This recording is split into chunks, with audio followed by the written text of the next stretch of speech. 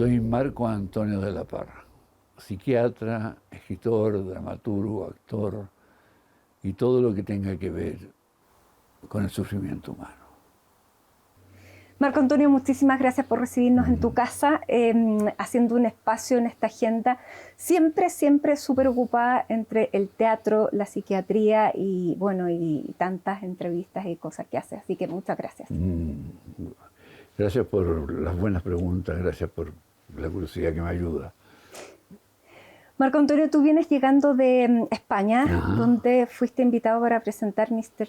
Shakespeare, que es una obra que has presentado acá, con la que además se va a inaugurar Teatro A1000 este 2026, porque eres el artista homenajeado. ¿Cómo fue este regreso a España? Una España que además tú sientes tan propia porque viviste muchos años ahí como agregado cultural. Sí, viví como agregado cultural. Partí mi carrera artística con la Secretaría Sonia de Cada Día en el año 87. Tuve una segunda administración, como dicen algunos amigos refiriéndose a los matrimonios. Tuve un hijo ahí, un hijo español. Tengo mis hijos de la primera administración, se enamoraron de España, digamos, y viajaron, y uno de ellos vive en Barcelona. Pero además se convirtió en un sitio en que hice muchas clases. O sea, no solo trabajé como actor, sino también como lo que ellos dicen maestro, ¿no? Y me gusta la palabra maestro como refiriéndose al aula. O sea, aprender a enseñar a que otros aprendan. Y eso para mí fue muy impresionante. Me tocó un grupo, cuando fui justamente a Agregado Cultural, un grupo de alumnos y aprendices que todos sabían más que yo. O sea, entre otros, Juan Mayorga, que actualmente es una figura importante en Europa, ganó el premio Princesa de Asturias de las Letras, Angélica Lidl, que es una performer importantísima en París, y otros autores todos premiados. O sea, fue una generación notable. Luego tuve otros cursos y luego otros más, y ahí me empezaron a contratar de Argentina, sobre todo de Buenos Aires. Después estuve en México, después Colombia, y empezó lo que más he hecho y que tiene menos ruido, que es ser maestro de dramaturgos. Entonces yo llegué a Madrid y lo primero que hice fue saludar a esta cantidad de alumnos que de hecho fui invitado por Juan Mayorga, que actualmente dirige el Teatro de la Abadía, un teatro precioso, un teatro que era una abadía justamente, tiene 2 salas, y nos dieron la sala más grande, la sala de Juan de la Cruz, que me esperaba ahí, y yo bastante intimidado, digamos, por la gente que se juntó, los cuales eran muchos alumnos míos, gente que quería verme, que quería volver a verme, y lo lindo fue el cariño con que me recibieron. O sea, fue un viaje bien express, un viaje en el cual yo tenía problemas por la espalda. Tuve que hacer un viaje especial en business porque mi espalda no aguantaba el turismo. Demasiadas horas de vuelo. Sí, entonces llegué y en 7 días hice clases, hice funciones, hice charlas, participé en lecturas dramatizadas. Fue muy agitado. Porque muy Mr. bonito. Shakespeare además es prácticamente tú solo. Es un unipersonal, digamos. Sí, o sea, te exige físicamente mucho. No, está tramposamente dirigido muy bien por lo demás por Pablo Schwartz, y tengo muchos momentos en los cuales me siento, me muevo, me apoyo. Está construido para que yo, con el cuerpo de mi edad, pueda moverme y sin agitarme, digamos. Bueno, con esta obra se va a inaugurar Teatro A1000, Santiago A1000, que te tiene como artista homenajeado de esta versión, de este 2026. ¿Qué significa que el teatro te homenajee? Porque el teatro, para una persona que ha estrenado más de 100 obras propias, que ha escrito, que ha actuado, pasa poco que a lo que uno se ha dedicado lo reconozca. Bueno, es muchas cosas, ¿no? Es un honor, es una sorpresa, es un regalo,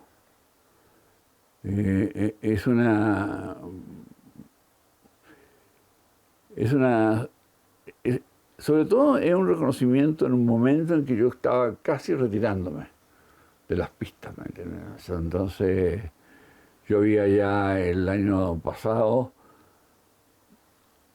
decidido que hacía la Secretaría Oceanía de cada día y me salía de la cancha, digamos. O sea, ya no 40 años ya haciendo la misma obra. Pero lo que hice fue salirme de esa obra, porque estaba Mr. Shakespeare, pero Mr. Shakespeare no iba a hacerse. Era una obra que solo podía hacer yo, porque estaba construida sobre el juego del Que eres tú, eres Mr. Sí, la autoficción, ¿no? Pero Pablo Schwartz llegó con una obra de Beckett, una obra terminal, bastante terrible, que es la última cinta de Crabbe, que la presentó en otro FITAM Bob Wilson, fallecido. Y entonces cuando llegó Pablo Schwartz, que había hecho esta obra con otro dramaturgo, entonces yo dije, ¿qué quiere? ¿Entiendes? O sea, ¿qué quiere Pablo Schwartz? Yo le dije, no, prefiero que hagamos esta otra obra. Se entusiasmó, nos entusiasmamos. Pensamos en hacerla muy poquitas veces, o sea, que tuviera menos vuelo posible.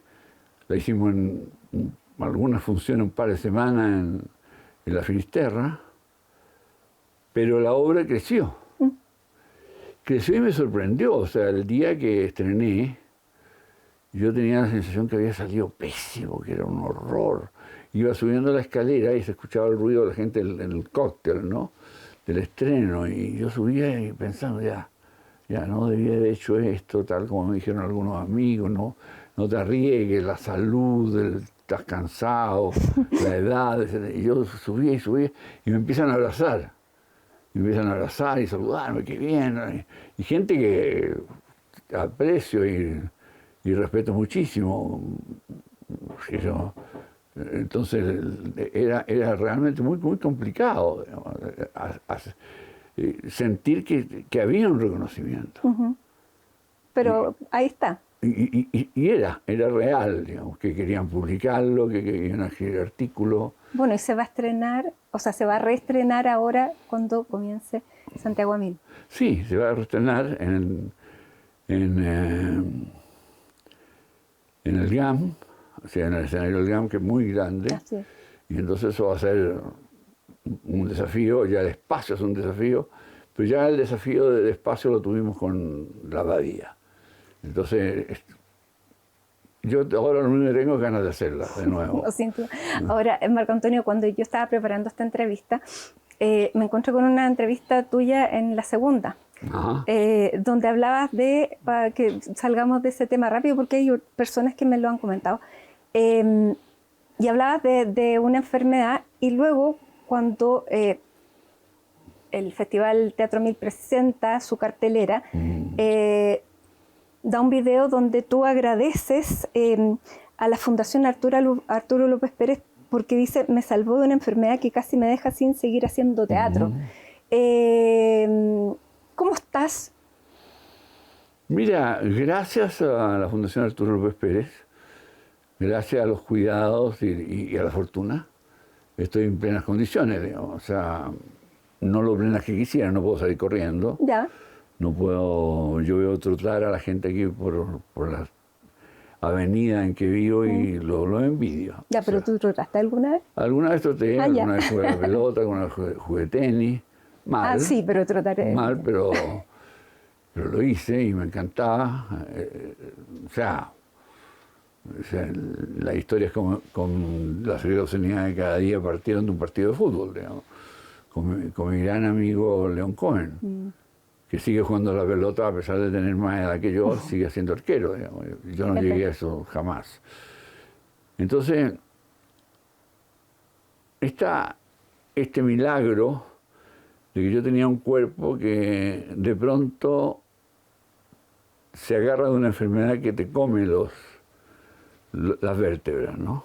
Te las come, te las rompe y pierdo centímetros de estatura, me veo de repente vacilante, con mayor cansancio del que esperaba y con un cuerpo que dije de repente no voy a poder hacer teatro nunca más. Y tenía capacidad mental para hacer ese teatro, pero no física.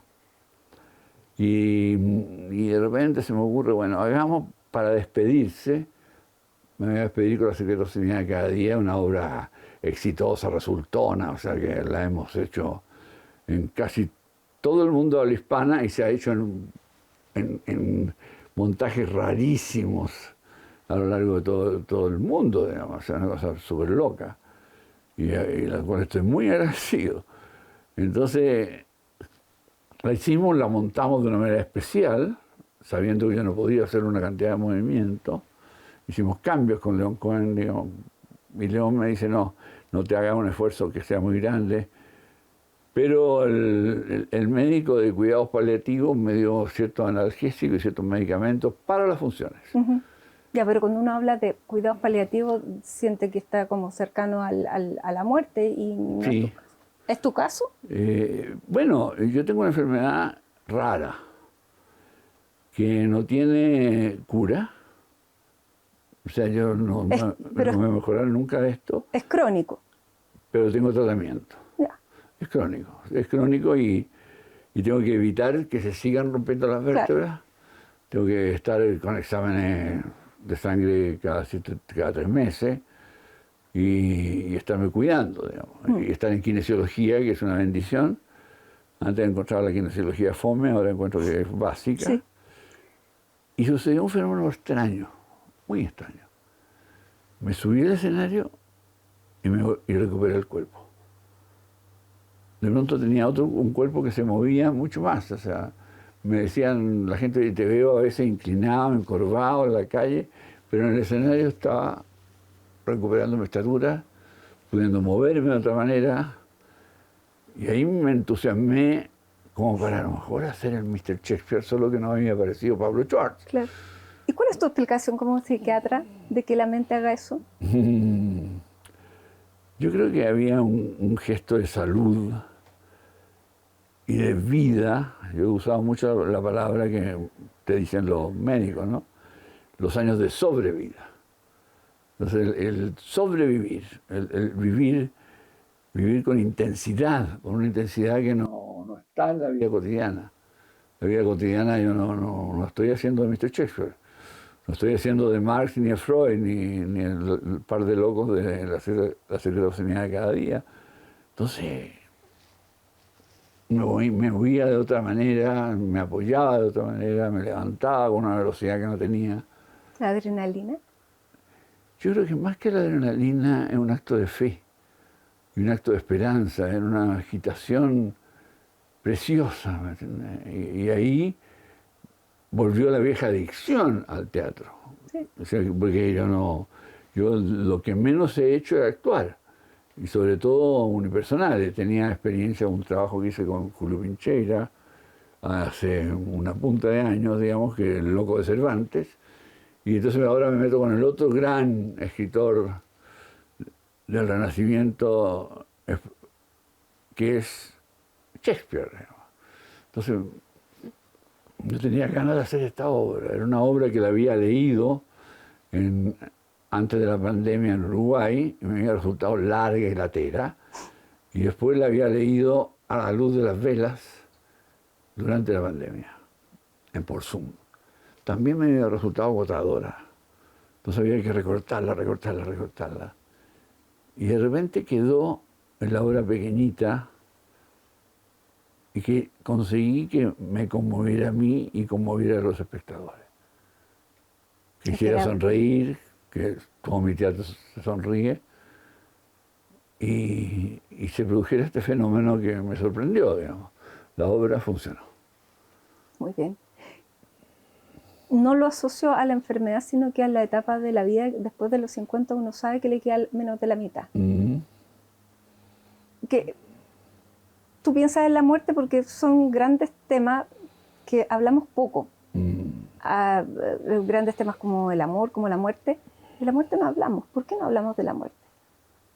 Mira, la gente le tiene miedo a la muerte. Hay una especie de cosa supersticiosa con pronunciarla. Y te inquieta saber que de todas maneras viene cada vez más cerca. O sea, esta canción de Charly García, Sui Generis, digamos, cuando hablan de que la muerte se sienta en la cama, hay una edad en que ya uno empieza a visitarla, digamos, a conversar con ella. Y es temprano eso, puede ser 40 o 50 años. Pero de pronto ya tú sabes que te viene una enfermedad y que de esa enfermedad es probable que sea la enfermedad que te saque de este planeta. O mejor dicho, te sumerja en él.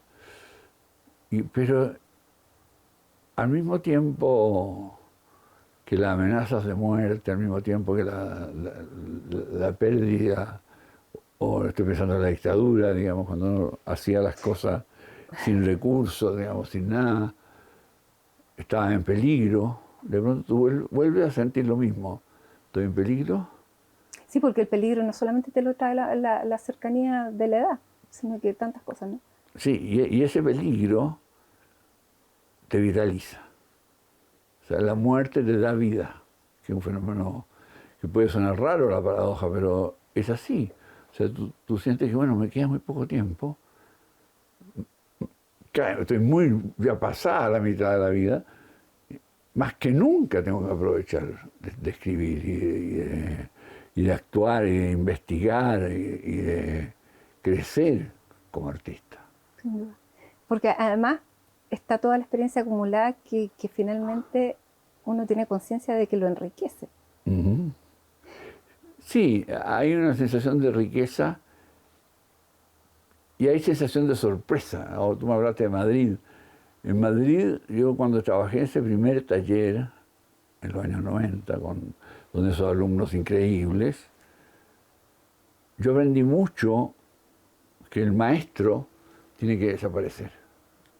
El maestro tiene que salirse, hacer un fantasma que hace que los alumnos sean los que brillen, ¿no?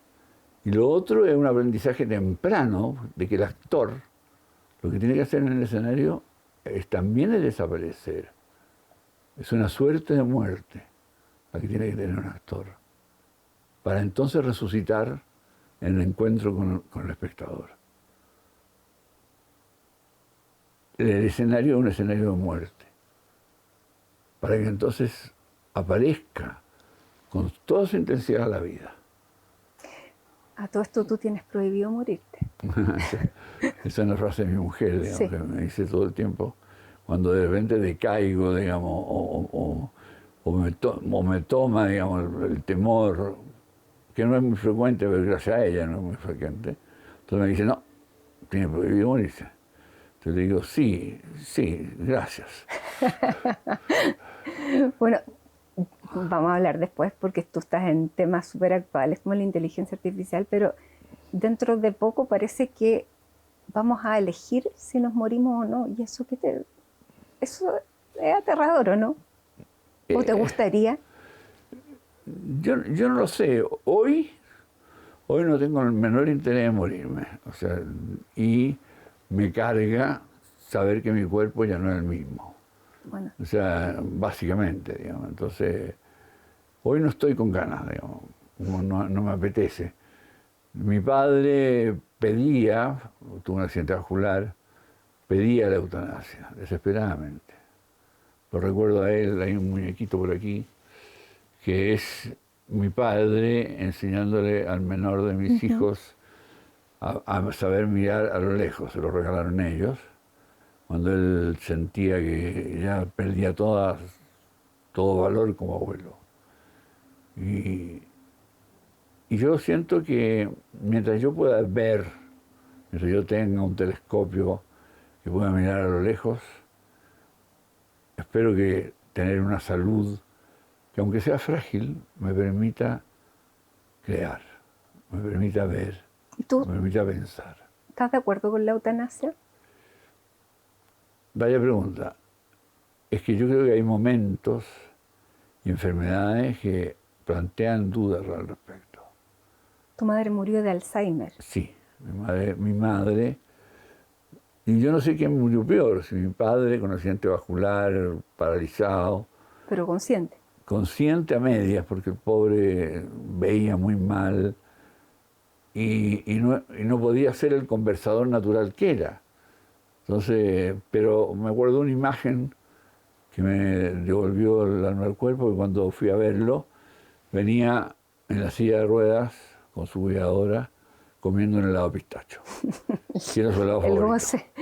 Entonces yo dije, en algo encontró cómo pasarlo bien. Y lo de mi madre fue muy triste porque la perdí, como se pierde una madre o un padre en Alzheimer, que esto que te quita, te deja el cuerpo pero te quita la mente. Me acuerdo de yo tenía un profesor de psiquiatría que decía que el Alzheimer era la más dulce de las enfermedades. Yo no sé si Para el que la dulce, claro, para el que la sufre, pero toda la familia queda con la sensación de que se perdió a alguien. Y entonces ninguno puede tomar la decisión de la eutanasia, ¿no? O sea, el paciente de Alzheimer hay un momento en que lo sabe, pero de pronto deja de saberlo. Y el paciente con daños importantes sí quisiera, pero hay atisbos de una experiencia vital que uno se pregunta, mientras estén esos atisbos, mientras esté el helado pistacho, hay algo que celebrar de la vida. El helado pistacho es un poema de mi padre. Hice un poema con eso. Y yo quedé mirándolo, sabiendo que me veía apenas. Pero sabía. Sabía. Y el helado pistacho era el goce que nos, Sí. que nos hace ser Sí, personas. y que lo caracterizaba a mi padre. Digamos. Tu padre que fue un gran dermatólogo. Sí. ¿Tu familia de médicos nada que ver con esto de escribir? Pues? No, era él dermatólogo, circulaba el chiste malo de que era la más superficial de las especialidades.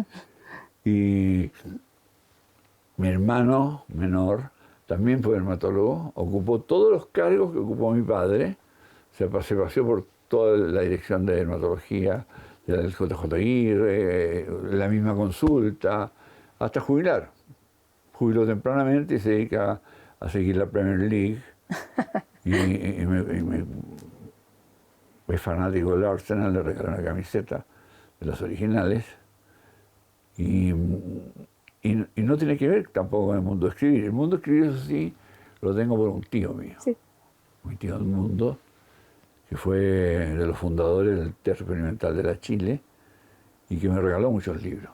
Fue mi gran regalador de libros. O sea, él y un gusto que había en mi casa que yo no creo que viniera solamente de mi padre, un padrino que tuve, padrino diplomático, curiosamente.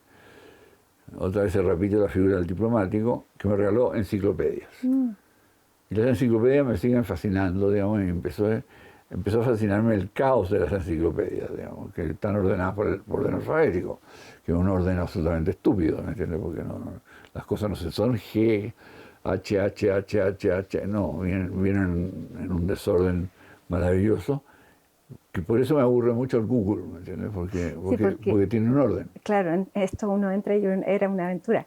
Claro. Oye, y bueno, y tú mezclaste de inmediato la dramaturgia con la medicina, porque partiste con El quiebre espejo para recibir a los mechones. Sí. Es una obra que yo vi cuando yo entré a la universidad, porque mi mejor amiga estudió medicina y fuimos a verla. Y es una obra espectacular que se sigue dando. Sí, se sigue dando, llevan 50 años, un poquito más, y se sigue dando, recibiendo los mechones. Originalmente duraba 1h15 o 1h10, hoy dura 2h20. Sí. Y no me gusta del todo lo machista que se puso. O sea, hay algo, yo nunca no me voy a meter mano, definitivamente. Se crea con los nuevos integrantes que van cambiando Y ya veremos si alguien se atreve. Mi hijo Javier, cuando estudió medicina, estuvo a punto de escribir una obra que reemplazara al Quiebre Espejo, pero de pronto se cansó porque no, mucho trabajo, qué sé yo. Pero esa obra ya está cambiando. Colgaron chicas, doctoras, en el elenco. Una chica dirigió la última versión. Yo creo que va a cambiar para bien. Es genial la obra. Yo te decía que tu señora no te tenía prohibido morirte.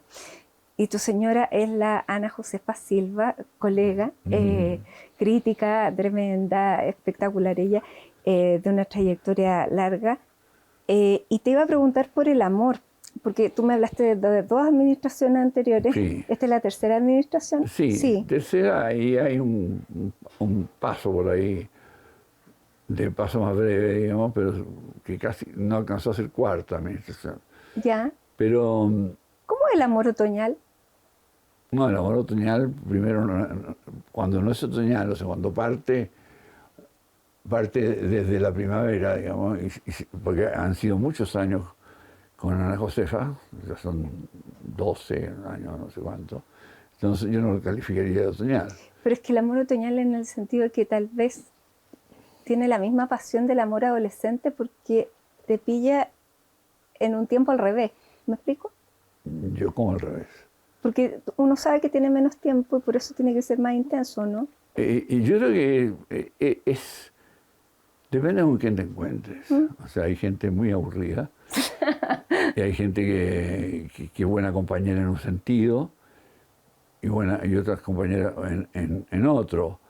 Pero Ana Josefa, yo lo conocía mucho como periodista. Fue jefa mía cuando yo escribía como críticas de televisión. Claro. Y de pronto ambos nos encontramos separados y dijimos, bueno, ahora salgamos a comer, digamos. Y salimos a comer y de una u otra manera llegó un minuto en que hubo que darse cuenta que uno estaba enamorado. Yo me di cuenta, estoy enamorado, esto no es otra cosa. Y el amor no ha cedido, ¿te fijas? Ha sido una gran compañera en la enfermedad, ha sido una gran compañera en la creación. Espero haber sido un buen compañero para ella en todo lo que ella hace. Y hay cosas divertidas, porque ella armó el grupo de teatro de su colegio. Yo participé en el grupo de teatro, no armé, participé en el grupo de teatro de mi colegio. El teatro me ha salvado la vida. Yo quería ser cineasta. Y ella termina haciendo crítica de cine y al final terminamos con las pasiones cruzadas. Digamos. Pero qué entretenido. Sí. O sea, qué suerte además. No, qué suerte. Sí. Creo que una suerte. Marco Antonio, hemos tenido la suerte como chilenos, o tú como dramaturgo psiquiatra, que nuestro dramaturgo es un psiquiatra. El gran dramaturgo que tenemos hoy en Chile es un psiquiatra que ha ido poniendo a Chile en el diván desde que empezaste a escribir. Básicamente donde además te tocó inmediatamente un paciente traumado, porque te tocó a ti vivir la dictadura y vivir este Chile que tuvo tantas víctimas. ¿Cómo marcó tu escritura? ¿Cómo te marcó a ti? Mira, lo primero... Me recuerdo la primera obra, tú recordaste Quiebre Espejo. Quiebre Espejo se estrenó en abril del 74. O sea, con plena persecución y mirada rara y delaciones y todo. Y decidimos seguir haciendo teatro, pero no estábamos ni denunciando ni nada, autocensura y todo. Iba a ser una cosa contenida, había que hacerlo piola, meterlo bajo cuerda, pero tú ves la versión original de Quiebre Espejo y estaba lleno de señales muy perturbadoras, ¿no? Porque yo interrogaba al estudiante de medicina con unos lentes oscuros, lo torturaban, el mechón moría, la versión última es más benigna. Entonces el mal estaba, el mal, la persecución. Después vino la censura de Lo crudo, lo cocido, lo podrido. Y también fue una obra que hicimos con Gustavo Mesa, militante de izquierda, Eugenio Dilbon dirigiendo el teatro, la Escuela de Teatro de la Católica, y se estaban celebrando los 35 años de la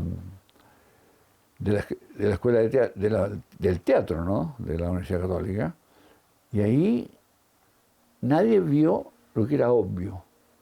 Había una escena en que se abrían las cortinas, se daba la luz del fondo del segundo piso del restaurante y estaba lleno de cadáveres.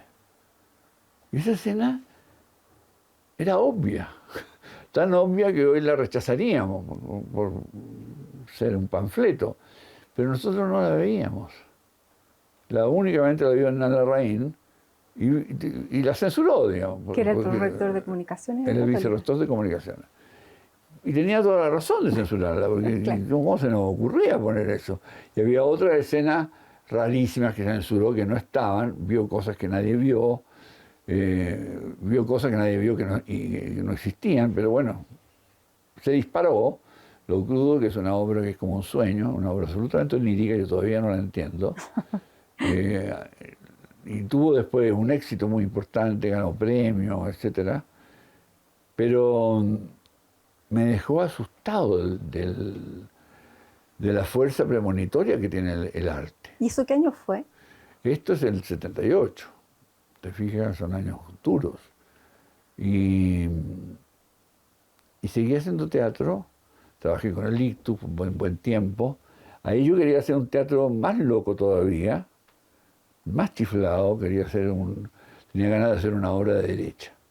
Que el Ictus declarara que se hacía pinochetista. Entonces que se produjera un gran revolute y una confusión entre los espectadores con estas declaraciones de que sin charismo, al fin Guzmán, se pasaban a la derecha. Y yo encontraba que eso iba a ser mucho más provocador que lo que me parecía un establishment de izquierda. No les gustó la idea y me salí y estuve dando botes y dando vueltas hasta que me dediqué más bien a jugar a la pelota con León Cohen.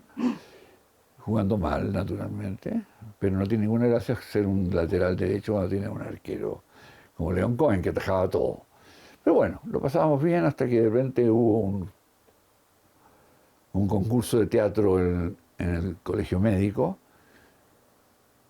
y hacemos una obra que mezclaba todos unos ejercicios que se habían hecho en el Ictus, Marx, Freud, Nietzsche, borrachos, perseguidos, torturados, torturadores, y todo lo pusimos. Y luego estrenamos, creo que en abril, mayo del 84. O sea, habían pasado 10 años de Quiebre Espejo. Los dos estábamos comenzando nuestro psicoanálisis, en nuestra formación, y hicimos una obra que era una locura otra vez. La secreta obscenidad de cada día. Sí, que era un disparate. ¿Cómo se nos ocurría hacer eso? Tú me dices que yo pongo a Chile en el diván. Yo creo que yo me acosté en el diván, digamos, ¿me entiendes? O sea, no. Oye, y el diván te ha servido de insumo para muchas cosas, ¿no? Sobre todo para dormir la siesta, que en eso no falla. Pero es que pocos dramaturgos pueden tener esa riqueza de encontrarse con el alma de las personas, o sea, con la esencia, ¿no? Sí, pero también tienes bloqueado el usar... No usas a los pacientes, pero te queda como experiencia. Una resonancia muy importante de lo que está pasando con la gente, ¿no? Sí. Pero no las personas en particular. No, claro. Eso no podría, claro. Sería antiético que pusiera ahí un paciente. Puedo decir de repente, yo he escuchado tal cosa, pero no tal persona en particular, digamos, ¿me entiendes? Y me ha tocado ver los cambios que va sufriendo nuestro país. ¿Y cómo lo ves hoy? Hoy, por ahí a otro periodista me decía, esta pregunta se repite mucho, digamos, entonces, pero yo me quedé dando vueltas porque la respuesta que le di a este periodista, le dije que encontraba que Chile estaba triste. Y yo creo que está muy melancólico, muy sin esperanza, incluso más desesperanzado de lo que parece, ¿no?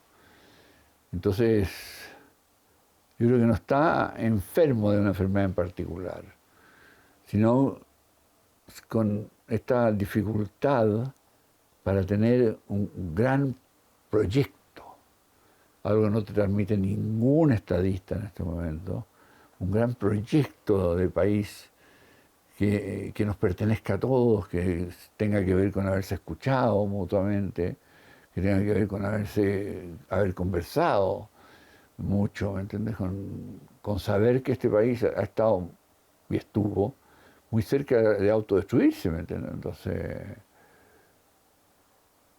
yo siento que no está yendo al psiquiatra el paciente de Chile actualmente, digamos. ¿Y el No va al paciente de psiquiatra. Chile no aprendió de su trauma dictatorial?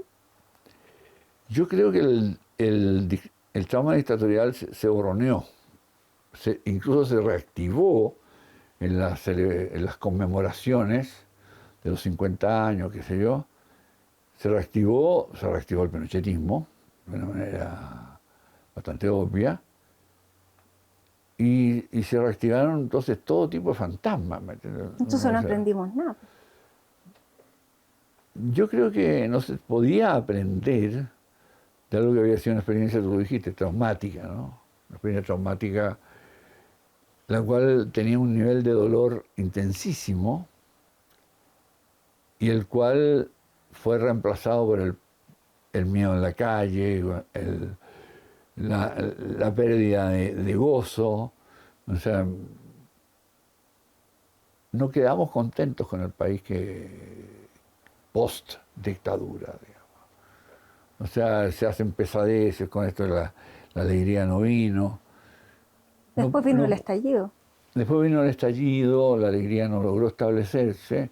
De las pocas obras que estoy escribiendo en este momento, no tan pocas, una es justamente con entender qué pasó con la concertación, digamos, qué pasó cuando la concertación se acaba. Se acaba y no hay sustituto en figuras políticas poderosas, digamos, que den calma. La calma no está. Al contrario, el miedo. Duerme mal el chileno contemporáneo. Está con insomnio, está medio amargado. ¿Y cómo ves las recetas para el miedo? Debería hacer lo que es la receta obvia, digamos, que es hablar. Hablar del miedo, pero hablar sin censurar al otro. Sin censurarse mutuamente y sin agredirse mutuamente. El último libro que escribí, no teatral, se llamó Los sueños rotos. Y un libro que no le gustó a nadie, excepción de algunos políticos por ahí que dijeron este libro interesante, sí, pero no le gustó a nadie, porque yo anunciaba el riesgo del populismo, anunciaba la violencia en las calles, lo anunciaba con imágenes, y anunciaba el riesgo, era el gobierno Bachelet II, el riesgo de que no hubiera una verdadera conducción del país. O sea, algo que no quería mucha gente escuchar, digamos. Entonces, en esa sensación me escribí Los sueños rotos, que estoy pensando que tengo que convertirla en obra de teatro, para variar. O escribir a otros sueños rotos, ¿no? ¿Cómo se van sumando? Se van sumando. ¿Cómo ves el gobierno de una generación millennial que ya está llegando a su fin? Sí. Bueno, yo creo que en la generación millennial, como todos los millennials, tiene poca autoconciencia. O sea, ahí debió haber hecho otras cosas. Las van a hacer pero se van a tardar 20 años, digamos, en hacerlas, sobre todo Boric. O sea, todo el mundo lo dice, si Boric va a ser presidente de la República de nuevo de aquí a 4 periodos. Pero tiene que envejecer y tiene que ganar años, tiene que añejarse como se añejan los vinos. Una obra, la primera obra que no escribí de este periodo, no la escribí, pero ahora me están dando ganas de escribirla, contaba la historia de Maquiavelo enseñándole a un joven presidente a jugar golf. Maquiavelo y Montesquieu. Montesquieu por el lado democrático, Maquiavelo por el lado manipulador, le enseñan el juego político que tiene el golf. El golf es un deporte de precisión, un deporte absolutamente individualista, tremendo, digamos, que tienes que estar tú concentrándote. Y me gustaba la imagen de pronto de la pradera, esa enorme pradera de los 18 hoyos, ardiendo a lo lejos, con otros jugadores, Trump, Putin, la presidenta de Italia, las locuras que estaría haciendo Milei. Entonces de pronto ese gran campo de golf que arde y nadie se hace el que se da cuenta que está ardiendo, me empezó a interesar esa imagen. Lo encuentro muy entretenido. No sé si era entretenida, tenía algo terrorífico. Sí, digamos, pero es atractivo. Entonces ahí he estado dándole vuelta. Yo no sé si es teatro o un género raro entre el teatro y el cine. Yo No has hecho cine, podría ser me muero de ganas de hacer cine. Ahí está. Tengo historias, digamos. Tengo cuentos, digamos, que he buscado, he estado a punto de ir a sentarme a Fábula y decir, mira, tengo una historia que si la cuentas, cuenta un lado oscuro de Chile. Oye, ¿y los hijos de la reina? Sí, los hijos de la reina. Sería divertido. Esa vuelta, ¿no? Sí.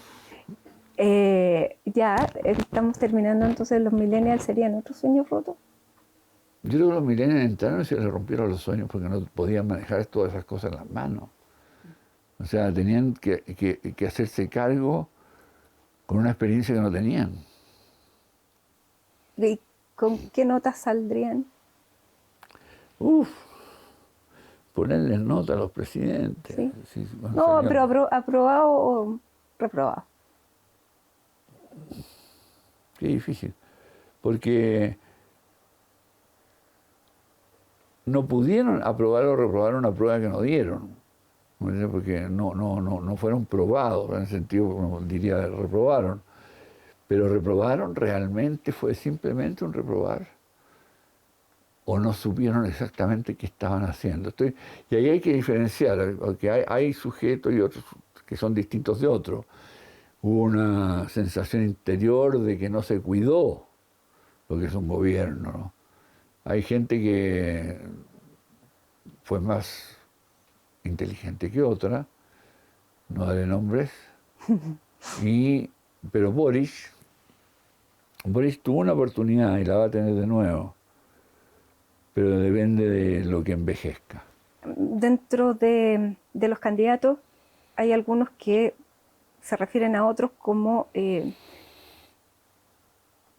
elementos que pueden contener un peligro para la democracia. ¿Tú lo ves así? Mira, yo no siento que haya un peligro exactamente para la democracia, pensando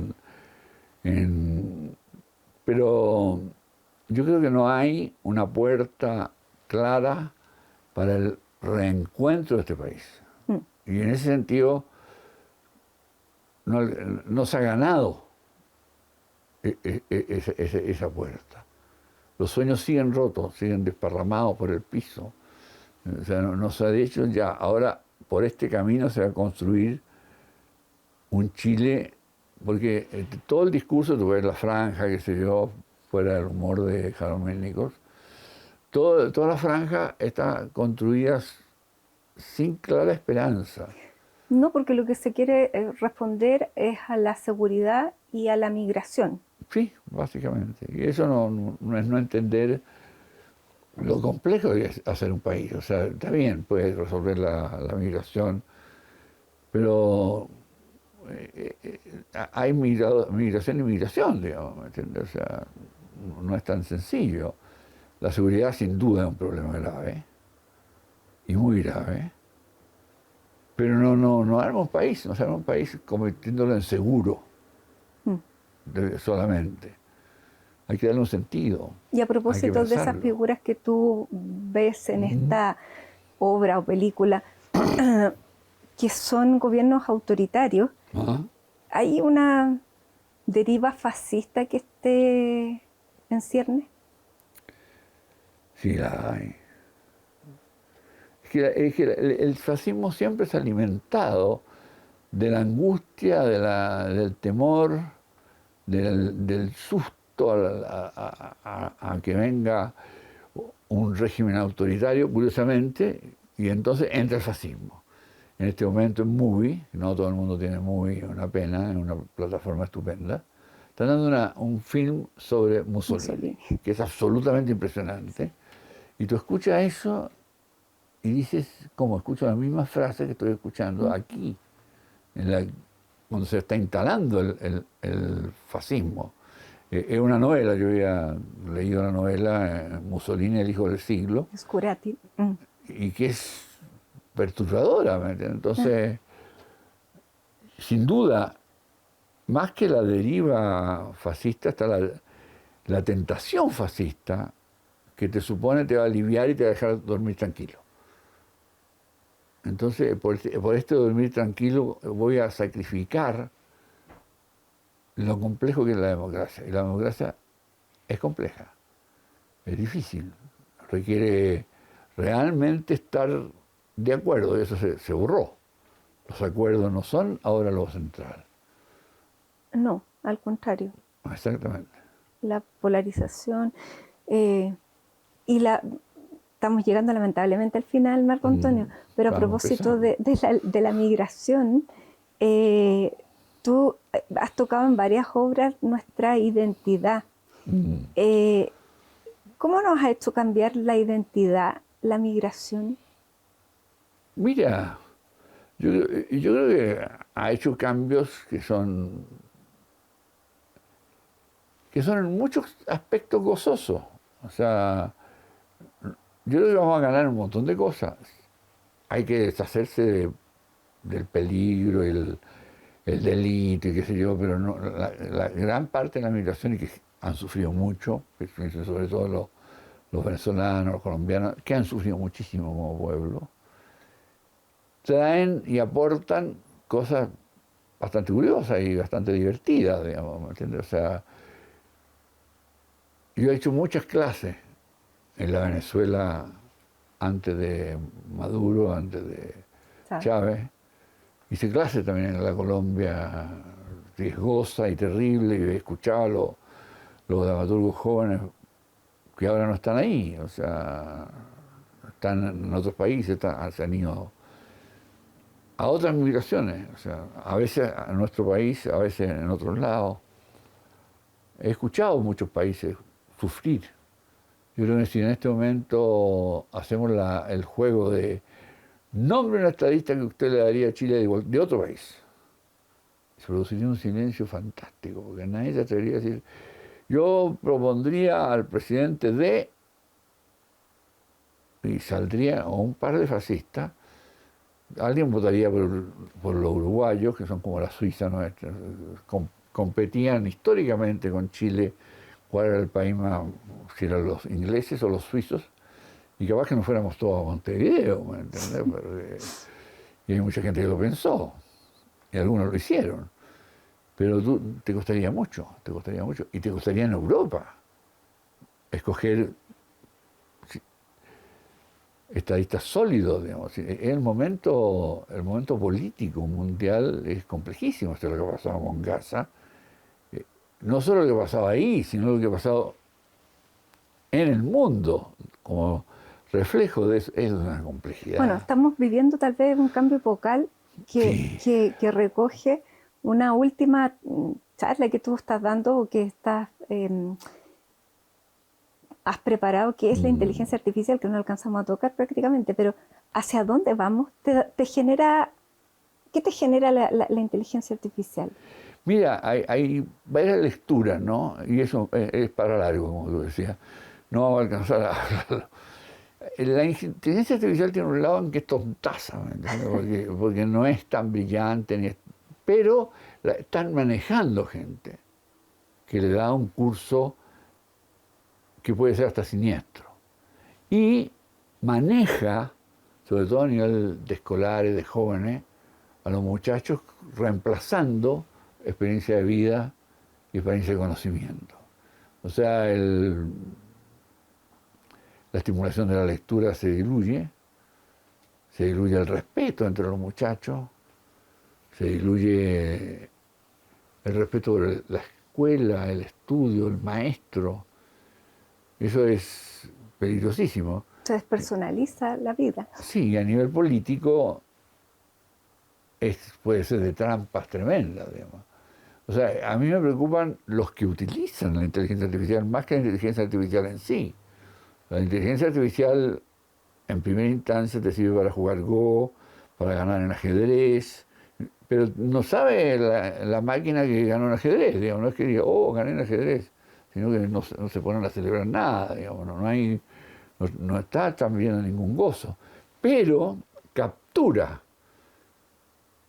con los algoritmos todo lo que hacemos, empiezan a saber cosas de nosotros, empiezan a descubrir que tú eres tal o cual, por ejemplo, Hay hasta terapeutas en inteligencia artificial. Sí, pero que no terapean a nadie, ¿me entiendes? Porque no son capaces de transmitir empatía ni sentir realmente lo que le pasa al otro. Hay un ¿Y no te asusta que eso pueda llegar a pasar? Mira, a mí lo que me asusta es el tecnofascismo, por así decirlo, que instala la máquina como una línea política que te calma, pero reemplaza a lo humano, y eso es siniestro. Hay un periodista amigo que me decía que había postulado a un chico a no sé qué carrera, y lo había con nota estupenda, y el NEM y los puntajes y todo, pero se habían metido en la huella digital, y la huella digital no correspondía a la imagen que de esa universidad quería tener de su alumno. La huella digital eran sus 14 años, 12 años, que había hecho tonteras, chistes malos, qué sé yo, pero no había madurado a los 18 y postulaba a la universidad de la manera que ellos querían. Y eso estamos todos vigilados. Y estar todos vigilados es una película de terror.